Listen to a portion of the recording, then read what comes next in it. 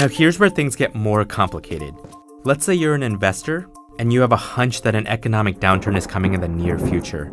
If your hunch is correct, that means that if you buy a 2-year bond, you might get your money back in a bad economy, and there might not be anything good to reinvest in. That makes a 2-year bond a lot less attractive to you.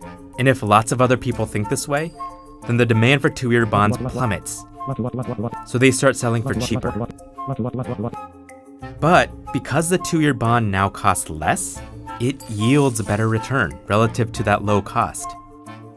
And at the same time, investors who think a downturn is coming might think, I'd rather invest in a 10-year bond that pays out way later, when I think the economic downturn will be over.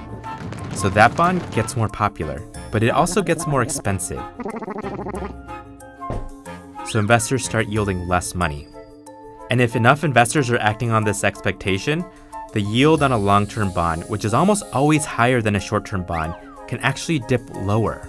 And if you draw that yield curve, you can see that it goes in the other direction. It inverts.